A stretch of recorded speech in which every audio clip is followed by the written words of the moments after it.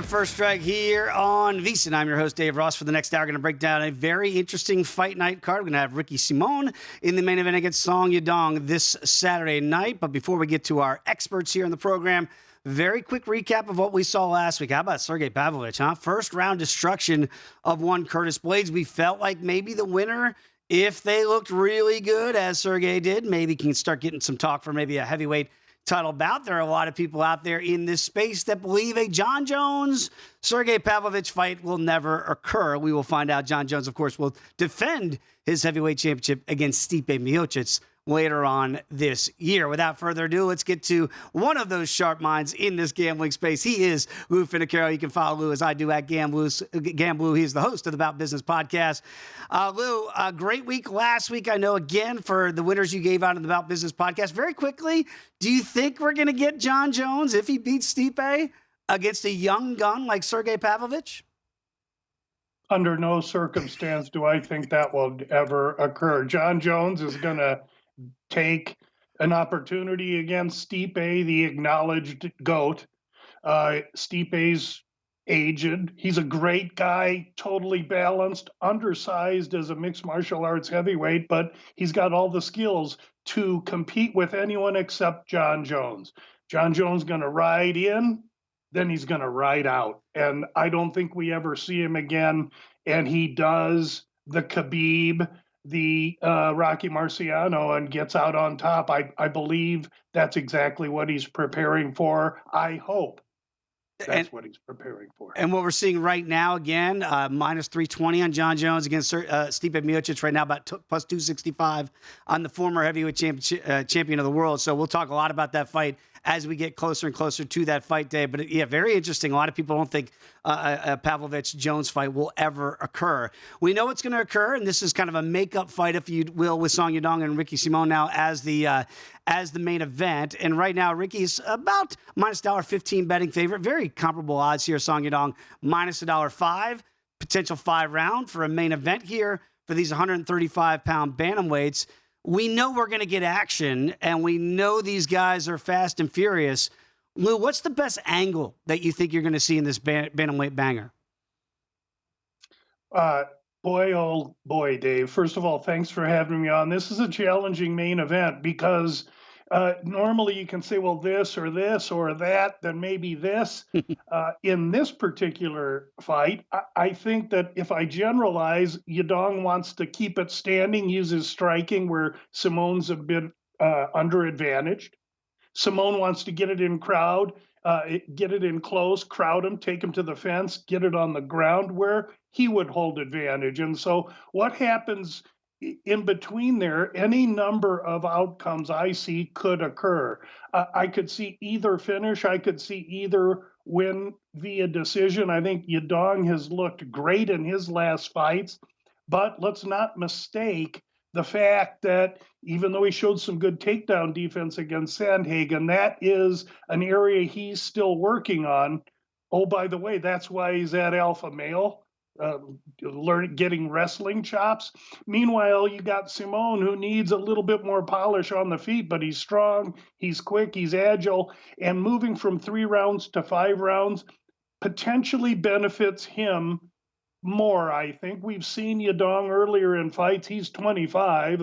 I'll go to Vera some years ago where he slowed as the fight went on, and he has had that tendency. Surely he's addressing that at Alpha Male, where he is getting tutelage from one Uriah Faber who fought Ricky Simon earlier in their past. This is a huge rivalry between these two fighters. They hate each other, they hate each other's gym, and they can't wait to get to one another. It does feel like a good old-fashioned, not media created. These guys don't like each other. The camps don't like each other. You mentioned Uriah Faber, the California kid. We knew whenever he was in a main event, he knew he had 5 rounds to work, right? So you mentioned the youth of Yadong here at being 25, Simone a little bit of senior at 30. How do you pace yourself when there is animosity, there is bad blood, you do want to finish? Do you worry about the gas tank getting a little bit sucked out, that adrenaline dump that comes with being in a big-time showcase like this will be for these guys on Saturday night? Always, but maybe not with the caliber of fighter we're going to see with these two guys based on the experience they have as well as who they've been in with. And so for that reason, I think that's going to be less of a storyline, and how each man approaches the other will be more of the storyline. Can Yadong keep it standing? Can he keep Ricky Simon off of it? And you see the number to go the distance without picking winners, plus $1.35. And for the main event here, 4.5 rounds. Normally, with the lighter weights, this is either, close to, it is close right now to even money, plus $1.05, slightly there. You can get some plus money if it goes over 4.5. Is there a lean either way right now on this total, or do you think it's properly set? I think it represents what we expect to see, and what I expect to see is one man getting a decision over another. I don't see a finish here. Yeah, so myself. maybe that plus money to go the distance at plus $1.35 could be juicy here on a Tuesday. When we look at the co-main event here, Mikhail Olajszak against Caio Borralho, bigger guys getting in that octagon, and the co-main only 3 rounds for these gentlemen to do their work. What do you make of the co-main here? Could be some fireworks. Oh, going to be fireworks. Again, styles make fights, just like the first fight, only these guys' differences are wider. Michael O, he used to fight at light heavyweight, where he was completely undersized, still carried power, and he surely wasn't afraid. The transition down has been very good for him, but he can't spell grapple. Meanwhile, you got Kyle Barado, and excuse that pronunciation, working with Damian Maia, very well rounded, but he'll be giving up expertise on the feet. Make no mistake about it. So, how quick can Baralho get Michael O down to the canvas where he's going to have advantage? I see this really as Michael O, who has great opportunity at this weight class. Maybe he's still one above where he should be. I don't believe he has the well-rounded game to be able to compete with the Brazilian, who I believe is a potential world title challenger. He's looking like it. Again, as the co-main, this is potentially 3 rounds. There is good, solid plus money if you think he can go over 2.5 or potentially hit the cards here. The under right now is juiced at about minus $1.55 or under 2.5. Are you looking at Ohio here and saying, okay, maybe the better way to go, if I don't want to lay the 350, is look for a stoppage? Submission, by the way, is plus $1.20, to your point, Lou, about this fight getting down to the ground, whereas KO, TKO, or DQ, 8-1. So they're really looking at Ohio here as a guy that once, if this thing hits the ground, that's where he's going to get the job done. That's exactly the way I think most people will see this fight, and that's what Michael O's going to do everything he can do to not allow to happen. He's going to need to keep this thing on the feet. I would say my best angle from the prices that you just displayed there, Dave, would be Baralho via submission. That's minus 120, because clearly that's probably the most likely outcome. Yeah, there it is. So, we're not in the business of normally laying 350 favorites, so we're looking for better ways and avenues, approaches. I think Lou just gave you a really good one there. When you go down this card a little bit, you got Rodolfo Vieira here against Cody Brundage. Brundage right now, a solid dog in this one. You get about 2-1 back here on the challenger. Do you see a live dog scenario in this one? Boy, I sure want to. And I've been taught that the wrestler against the BJJ practitioner is where you want to go, because the wrestler every day, day in and day out, they're in rubber suits taking themselves to hell and back. Whereas the Brazilian Jiu-Jitsu practitioner tends to allow it to be easy. They'll let the aggression come to them and then tie you into knots. But I think Vieira has been taking stair steps up in improvement. A guy that's a little older, and getting into mixed martial arts later, he's yet to really make a cohesive smattering of all styles. He has a hard time going from grappling to striking because he never striked. Meanwhile, Brundage, the wrestler, really needs to wrestle and take the opponent down. He's going to go out and try and do it. The issue is, against Michael O in one of his most recent fights, he did it great for 2 or 3 times, then run out of gas, got knocked out. So the gas tank with Brundage and the fight IQ is what I worry about. On the other hand, I see Vieira, a guy that's been improving steadily, and I think he deserves the favorite moniker here, and I would more than likely take him also via submission, because I think I think he can get this to the floor, and Cody could get tired in round 2 and 3, where Vieira has now shown himself to be able to address the cardio issues he had early in his career. Yeah, absolutely. Lou, very quickly, got about 90 seconds to go. I've got 2 big fighters, and I got 7 names: Marcos Rogerio de Lima, Waldo Cortez Acosta. So now you look at de Lima here, minus $1.80. Acosta, you can get plus $1.55. Anyway, this thing hits the cards, or is somebody going to sleep? Well, with Acosta, you got a guy that fought twice last year and kind of served his time, gets this opportunity. And Rogerio de Lima has shown lately, he's got great experience, but he's shown explosion and pop in his hands. Mm-hmm. This is going to be a great fight, but I will go with Cortez Acosta as the more athletic, dynamic athlete to give Rogerio de Lima trouble, provided he can get it into the second round. You got to get de Lima to tucker out a little bit and make him slow down, and that way you can, in essence, like the Matador, you can get the bull with a couple of swords and slow him down and then take him out. And not a surprise here that total is 1.5. And you normally see 2.5, but for the heavyweights, it is going to be 1.5. Very quickly, got about 20 seconds. Tell the people what they get in the Bout Business podcast. They're going to get about 22% ROI if they tune in. We're having a great year. We're winning some decisions and some good fights. It's a simple it's a simple 16 to 18 minute dialogue on fight releases for the upcoming UFC fight card. And we strive to do as good as you guys do here on this show, Dave. Thanks so much for having me on. ROI is what it's all about, my man. Lou Finocchiaro, there he is, everybody. Give him a follow at GamLou. Going to Chicago next, it is Jordan, and he's coming up next.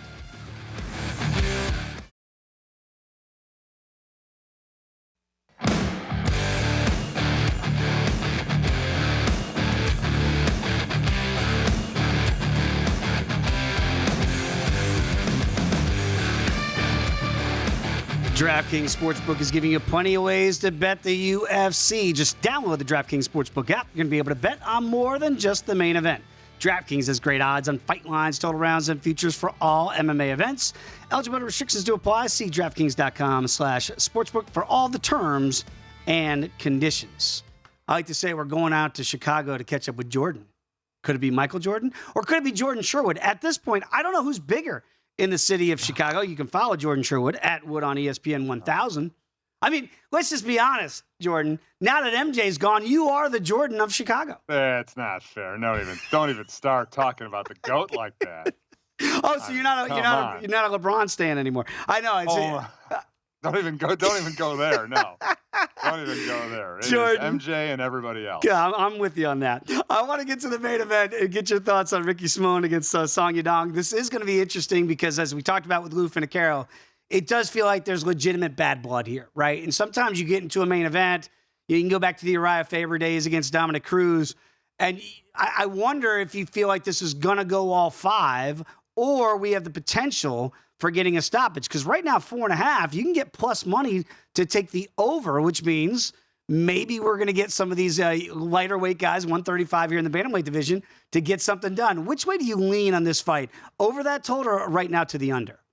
I lead on the over. I lead on the over because I like Ricky Simon in this fight. And I think Ricky Simon is a guy that's going to be utilizing his cardio. He's going to utilize his grappling and try and, drag Song Yadong into deep water. And we have seen at times, even in wins, Song Yadong lose third rounds, begin to fade. And I don't think he's ever solved the cardio issues that have plagued him throughout his UFC and mixed martial arts career.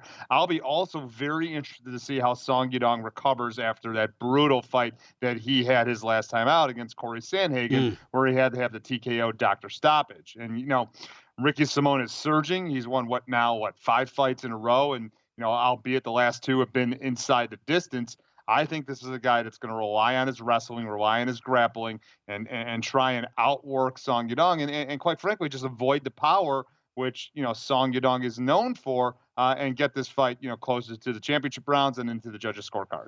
Because you're not laying a big price, if you want to back Simone here, are you going to go that way, or do you want to go with the plus money of plus $1.75 via decision for Simone if he can utilize that wrestling? keep Yadong at bay, maybe, stuff those, if there's anything to the cage here, to maybe get a single or a double leg and get him down to the ground and run some clock. Do you think that plus $1.75 decision price is in play?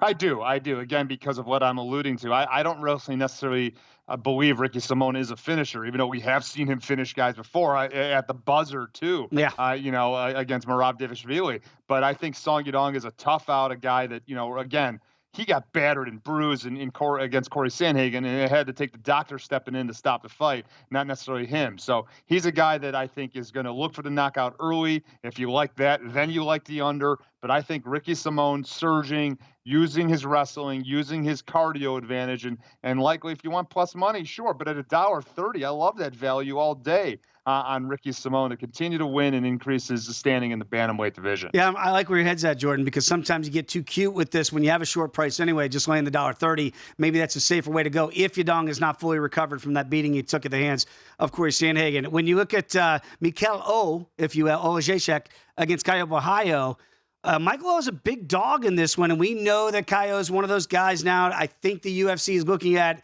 as maybe potentially a young Brazilian star. Here he is, 30 years old. He's actually the older guy in the cage on Saturday. Is this properly priced at minus 350, or you think that might be a little bit too big?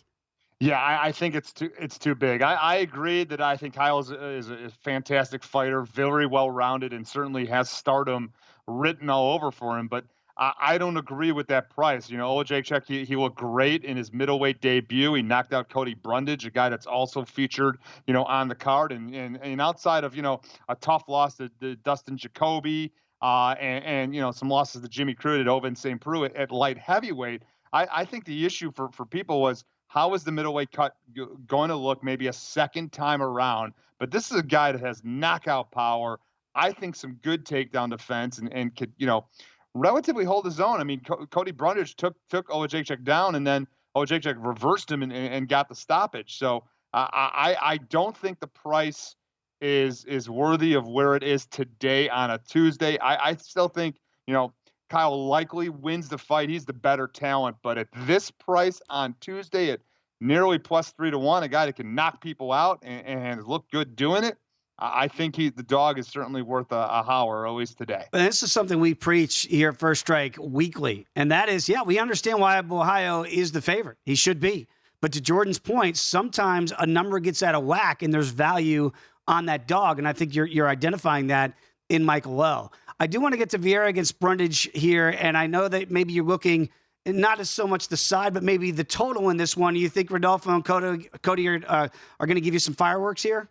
I do. And again, with Vieira and just how well versed he is on the ground, and the submission can come from anywhere, that's extremely impressive. The dude has not evolved though as a striker. And he also hasn't evolved his cardio. I mean, he has really struggled to push pace for 3 rounds. And Cody Brundage is a guy that I think can push that pace. The issue is that, I think Cody Brundage has an overhand right.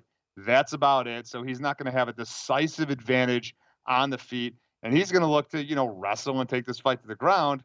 Or is he? Because that's going to be an issue. It's going in the quicksand. So I think the combination of the power of Brundage with that right hand, the combination of the versatile submissions that Vieira possesses, some of the best we've seen, and his cardio issues, I think we're getting a finish. I think one of the guys is finishing the other.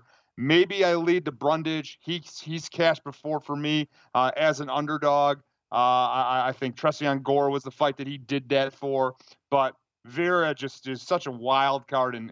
But I think, as I'm getting to, Dave, one guy's finishing the other, so the under is my play for this fight. And do you mind playing the under 1.5 at minus $1.20, or do you want to pay the freight a little bit and give yourself the extra 5 minutes and play it under 2.5? I think I'm going to play it a little bit at a 2.5, just because, again, I don't know if Brundage is going to look to take the fight to the ground immediately and play with that fire. I think he's going to look to establish that right hand, see if he can get Vieira affected a little bit, maybe him shooting in for some takedowns, and then overtake Vieira, rely on that cardio to get the finish out of there. But a finish could come at any point with Vieira and his submission game. Yeah, buy yourself a little bit more time. Good advice there. Let's get to Julian Erosa. He's back in this card. He's a minus $1.50 favorite against Fernando Padilla. I'm guessing You are seeing some more value on a dog here. I am. I just think I don't know people don't know about Fernando Padilla. You know, he comes from some great, regional promotions, LFA, Fury FC, where he won some belts. Just hasn't been able to get a fight in nearly 2 years. He was supposed to fight in October, but visa issues delayed that. And I think Julian Erosa, coming off of that head kick loss to Alex Caceres, certainly a veteran. We love the Julian Erosa story, him come back and some of the submissions and comebacks that he's had and big time cashing as a dog. But this is a very difficult matchup for him. I think Padilla as a raw fighter, better power. I think probably some better wrestling compared to Rosa's cardio advantage, maybe versatile striking. But I think Padilla has some value here.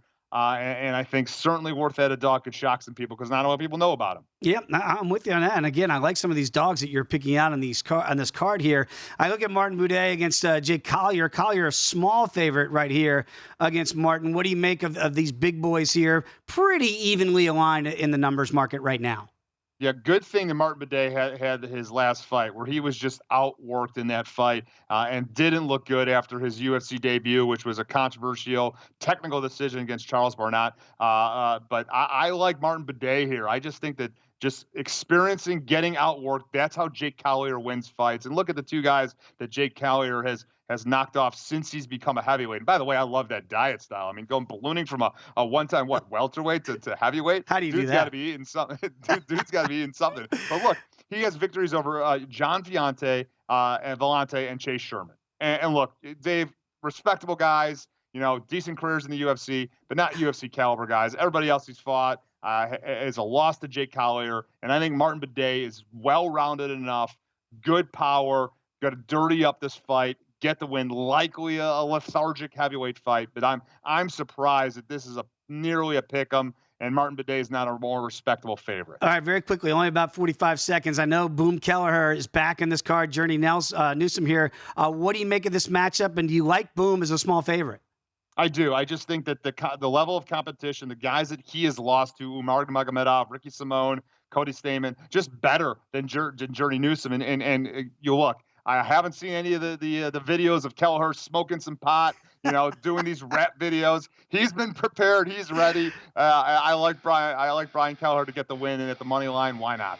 The Jordan of Chicago. Check out the pod, the unnamed MMA pod, everybody. It's fantastic. Bilal's going to be on this week. Check it out. Bilal Muhammad on this week. Oh, you got Chicago's own on before his big matchup against Gilbert Burns. Jordan, always appreciate the time, my friend. We'll catch up with you next week. When we come back, going to Boston. Don't go anywhere. It's First Strike on VSiN.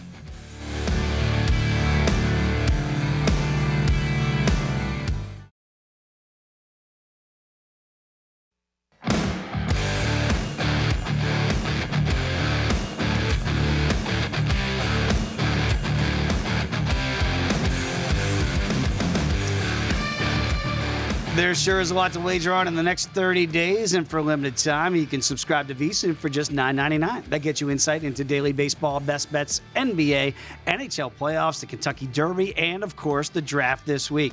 Only VSiN Pro subscribers get access to our daily recap of the top plays made by VSiN show hosts and guests, tools like our betting splits to let you see where the money and bets are moving for every single game, also a top VSiN experts leaderboard to view betting records, profit, ROI, see which VSiN expert has a current hot hand. You can sign up now for just $9.99 at VSiN.com/subscribe. Always great to go out to Boston, catch up with our guy, Dan Vreeland. You can follow him as I do at Gumby Vreeland. And Dan, because you have so many other things going on, tell the people which pods and when they can access your material each and every week.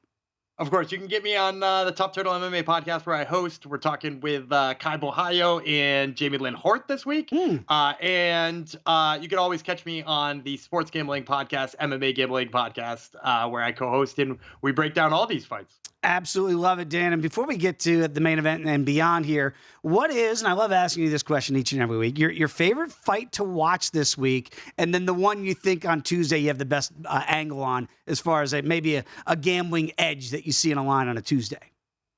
So I think my favorite fight to watch on this one is probably Journey Newsom versus Brian Kelleher. It's just two guys who love to throw, two guys who've had a little bit of trouble with defensive wrestling in the past, but I think they've got two guys in front of each other now who just want to banging out in box. And I think Journey Newson is a lot of fun to watch when he's able to just let it go. We saw it in the Freddie Garcia fight. And Brian Kelleher is never in a dull fight. So I'm excited to watch that one.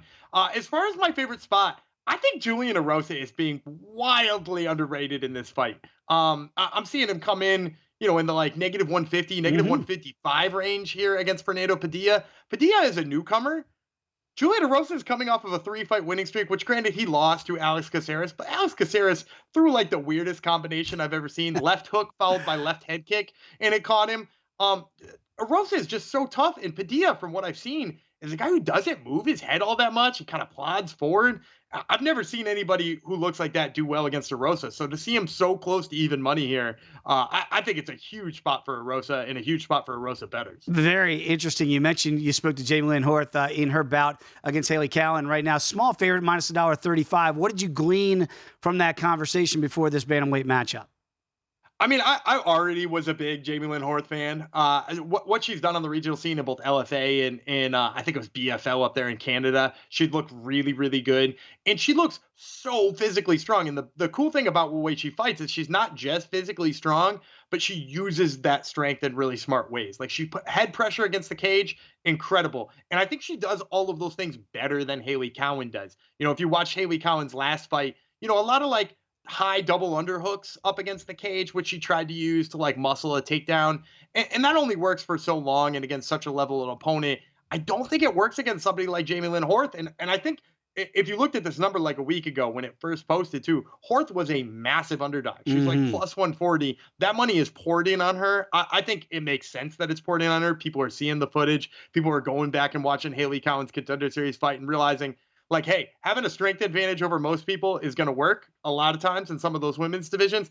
It is not going to work against somebody like Jamie Lynn Horth, who I think is both technical, she's a great finisher, and I think she just uses that strength better. Great advice, because right now, minus $1.35, it might even get higher because the favorite has now swung, obviously, to being the underdog and vice versa. So maybe you want to catch that number before it gets way too out of hand. You also mentioned Caio Borralho. And you look at him now, he's relatively young, 30 years of age, but he is the senior in this fight by 2 years. And he's a big betting favorite at minus 350 against Michael O. What do you make of the co-main here? And do you think Borralho should be that big a favorite? I do. Just because I think he's a more complete fighter than Michael Oleksiejczuk. I think Oleksiejczuk is kind of like, if I hit you with that right hand, your lights go out, but that's pretty much all I've got. Because, like if you look at his fight with Sam Alvey, it was a back and forth fight with Sam Alvey while Sam Alvey was on a 9-fight losing streak or something like that. Like it's not a good time to have a back and forth fight with Sam Alvey. Let's put it that way. And Caio Borralho too, it just has like so many dimensions to his game. They made him fight at 185 pounds on the Contender Series against Aaron Jeffrey, a guy who's been making noise in Bellator, and then turned around and made him fight 2 or 3 weeks later at light heavyweight. Had no problem wrestling in that one too. So, like, he's a guy with hands. He's a guy who can wrestle. And I think against Oleksiejczuk, as long as he doesn't go in there and decide he's going to do the Curtis Blades thing and box with a boxer, I think he should just be fine in there. I love it. Because, look, this is what you have to think of this, right? Because, again, for those that don't recall, we thought Curtis, if he wrestles, he's certainly would be the rightful favorite against Sergey Pavlovich, right? And then he didn't do that. So same thing here with Michael O. Like, you need to, obviously, you don't want to throw hands necessarily at Michael O. If you're Caio Borralho, you've got big advantages on the ground. To that end, if he can get this fight down to the ground, would you look to maybe turn that negative into a positive and go Borralho by finish? I think you get about a plus $1.20. Do you think he can finish this if it does get down to the ground? I do, and I think he could finish it with subs. He even said in his interview with me that the UFC has given him 3 co-main events, and he's only fought 4 times in the UFC. They've given him 3 co-main events. He realizes what an opportunity that is. He realizes they're kind of getting their marketing dollars behind him. And he also realizes he hasn't gotten a finish in the UFC yet. And this is a spot where I think he'd take any finish he could get, but I think he is going to be looking for that submission, being that that's something that Oleksiejczuk has lost by a couple of times. So I think if he gets him on the ground, you're going to see that submission game come out. You want to get it even a little better. You don't want to just go finish. I'd take Caio Borralho by submission here. All right, so that's definitely the way to not, if you don't want to lay that big price tag, lay in the 350, much better opportunity there for a guy that is looking maybe to get main events, and he knows you do that by getting stoppage wins, not necessarily by going to the cards. The main event is going to be intriguing here with Ricky Simon against Song Yadong, and again, you can understand that when you talk about bantamweights, and a lot of times these lighter weight classes, more propensity to go hit the cards, even in a 5-round fight. Do you think you've got finishing potential here? And if so, which way do you see it happening? I think there's finishing potential in this fight. I think if you're a Song Yadong bettor, you definitely bet the under too. Because I don't think he's going to outwork Ricky Simon for any reasonable amount of time, because Ricky Simon just so tough. Not only so tough, but just like such a good motor, such good wrestling, which is why I'm actually favoring Ricky Simon here. I'm not favoring Song Yadong. But if you like Song Yadong, bet the under. I think there's also a chance that the under hits here if you like Ricky Simon, because again, he's got such a good motor. We saw Song Yadong kind of get exhausted to the point of no return and wind up getting a TKO that way. TKO lost that way last time out. The late rounds have not been favorable to him. And I think Ricky Simon, I think this is one of those dudes who could fight 10 rounds. So if he gets that wrestling going early, maybe hits him with a little ground and pound, really starts to wear him out. We saw him submit Merab Dvalishvili. It wouldn't surprise me to get a submission or just like a TKO just by, ground and pound with pure exhaustion from Song Yadong. So, yeah, I could definitely see a finish working its way in there. And by the way, how much better does that win over Merab Dvalishvili look now, the way we just saw Merab and what he did his last time out against Peter Yan? So, yeah, there is right now a small price tag on Ricky Simon. I wonder if that will go up before we get to Saturday's main event there. I want to talk about some big heavyweights on this card with Marcos Rogerio de Lima against Waldo Cortez Acosta. You can understand why de Lima is a slight favorite here, about minus $1.80 in the betting market. Is this a live dog scenario for two guys that we think we've got some real good finishing potential here for big guys, both checking in right around 260 pounds? Yeah, I think there's some liveness to Waldo Cortez Acosta. But again, this is a guy who I think he's getting the UFC rub specifically through the Contender Series and the fact that they love the fact that he's, first of all, hitting a new market. He's a boxer and he's Dominican. They love that kind of stuff when they can hit a new market. And then second of all, he's a puncher. The UFC, no doubt, loves to promote their punchers more than they love to promote their grapplers. But the problem here is that his grappling defense has not been tested. I've seen it a little bit on the regional scene. Not great. I mean, Chase Sherman took him down once. Is that really a guy we want to talk about having a takedown over you?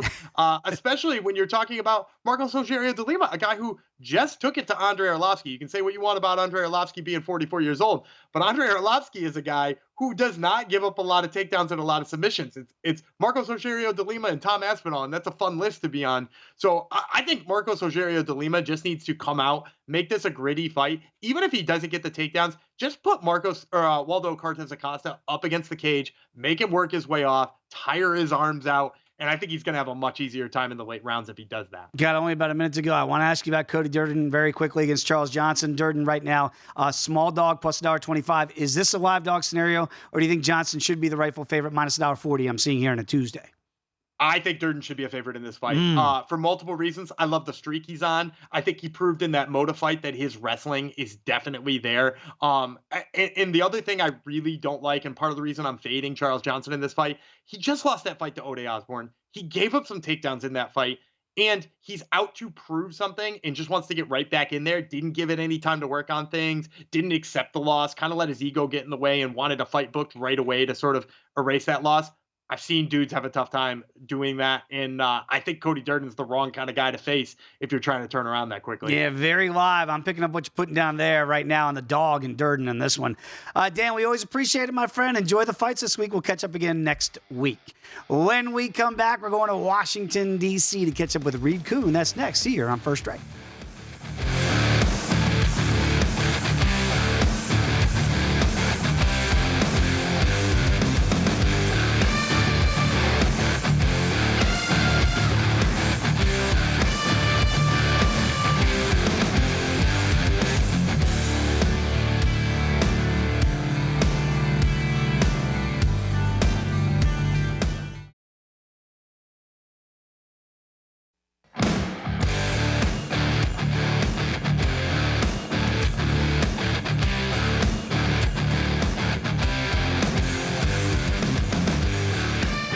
Back here on First Strike, Dave Ross in Las Vegas. Always a pleasure to go out to the nation's capital, catch up with Reed Kuhn. You can follow Reed as I do at Fightnomics, the author of a book of the same name. And Reed, obviously, we all can't wait for UFC 288. So let's give him a little sneak preview of what your numbers are already showing you for the main event for next week with Aljamain Sterling against Henry Cejudo. Of course, Henry, haven't seen him in there since he won the bantamweight crown. Now he's coming back. I've seen some numbers fluctuating from Henry about minus $1.05 now up to minus $1.15 in some spots here. You got a lot of data on these guys. You want to give us an early vibe for what you're seeing out there?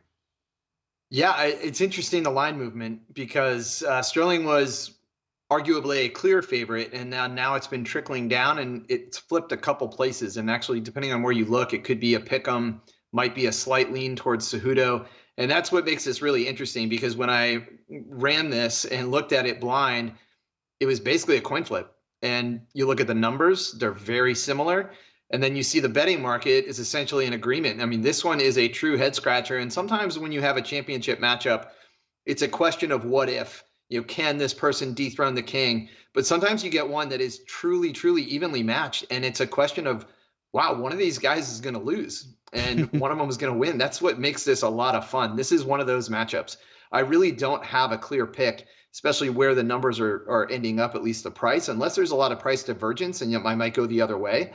But this is a true coin flip fight. Both of these guys are good everywhere. There are some subtleties in where they're different, and that's what's interesting and might make the fight interesting. But sometimes you got to sit back and watch. Yeah, absolutely. And that's certainly where your data comes into play here. And we'll get much more into that next week here in First Strike. But it is interesting, as you alluded to, Reed, where the numbers have been changing and going towards Henry Cejudo's way, even though he hasn't fought in 3 years. So it'd be very interesting to see if there's any ring rust at all. How about to the bantamweights this week and what you're seeing, Song Yadong? Maybe, yeah, you got some volume on him. He is still only 25. Ricky Simon, I know you have much more on for a guy that's now 30 years and 5 years his senior.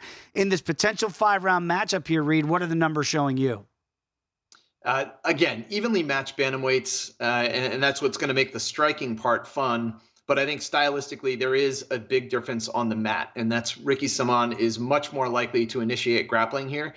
And he has been very successful, dominant on the mat when he chooses to go there. And Yadong Song simply has not been excited to go to the mat. And that's usually a red flag for me, because that tells me either he's not comfortable there, that's not his strength, or he thinks he's going to get by on his striking.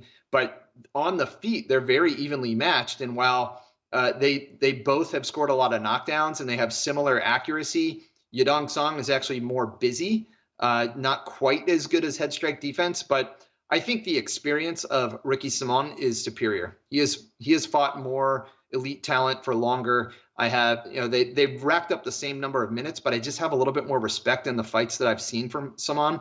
I've backed both guys, and that's what makes it tough to suddenly have to bet against one of them. But I do believe that there is a stronger lean here than the market suggests for Ricky Simon. I think he should be a slightly bigger favorite.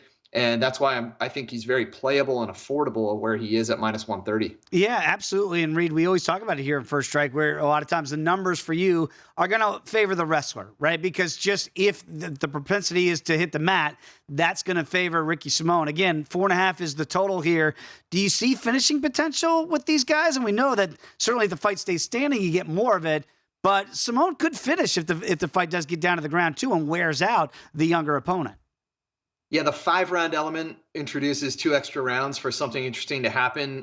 You don't normally see submissions that late, of course. Usually it's more ground strikes and accumulation of damage. I don't know about this one. You don't see a ton of submission attempts, at least per trip to ground. That metric is actually low for both fighters and even lower for Simon, who initiates the wrestling. It's more about control and ground and pound.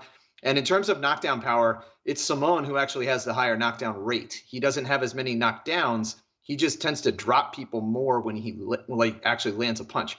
And so I do like his finishing potential here, even though he's the one who's been dropped. So there's a lot of give and take here, and I wouldn't bank on a scenario either way. I just think there's enough factors piling up on the side of the favorite that makes me want to support him. Yeah, and so again, sometimes you don't have to get too cute with the manner of victory here.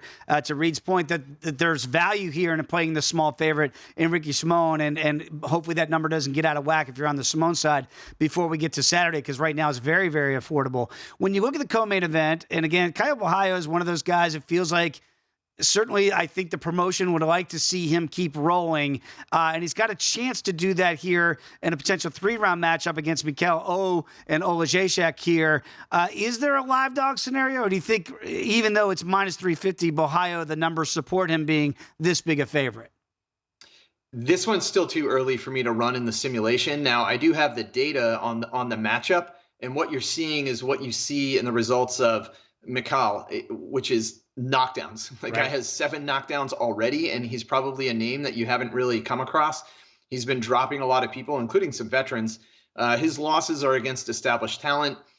So that tells me like he's a real threat to look at, and his accuracy in striking is almost as impressive as his knockdown rate. So it's not just he's swinging for the fences and occasionally he lands. He is actually putting in technical striking with decent defense.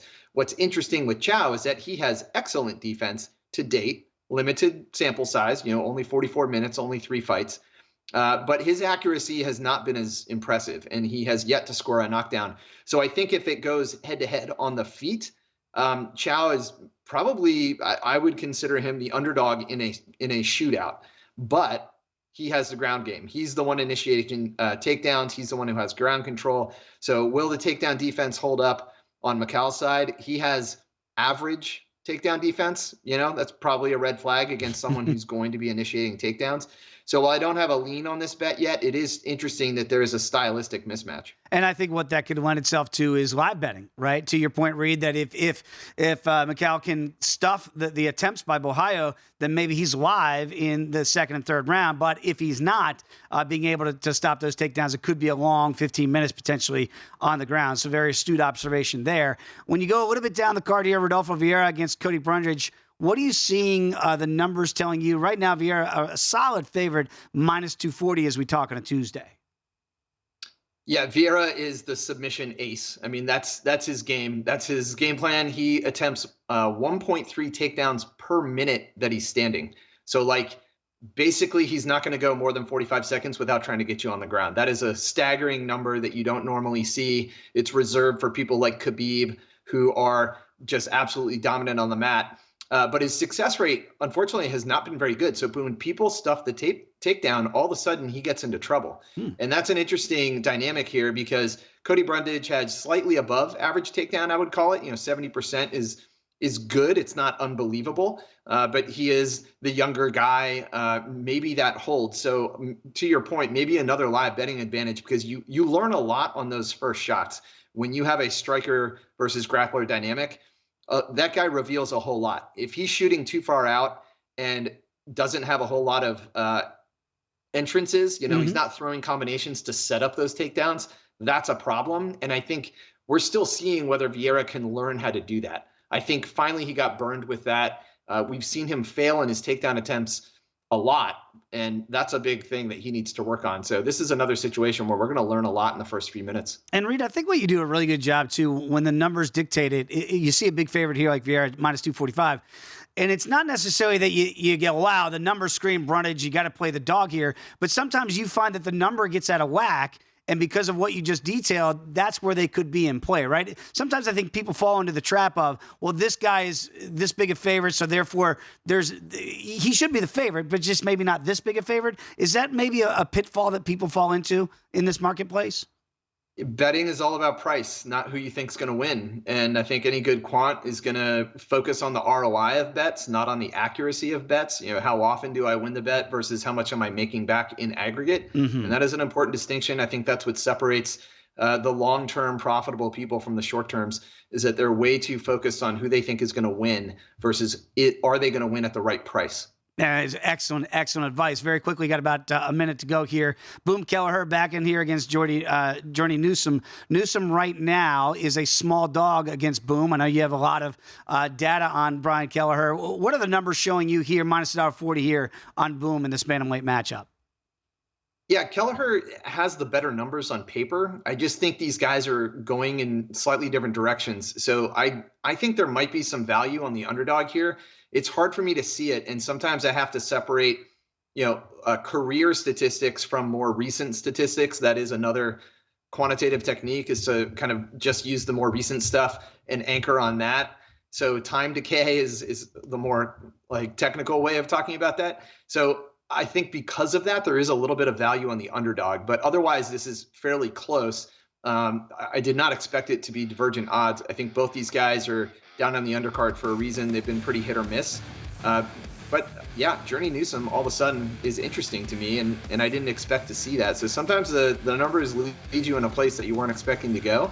And you got to keep the price in mind. So we'll see where it ends up on Friday. Absolutely great analysis as always from Reed Kuhn. Enjoy the fights, everybody. We'll see you next week right here. First Strike on VSiN.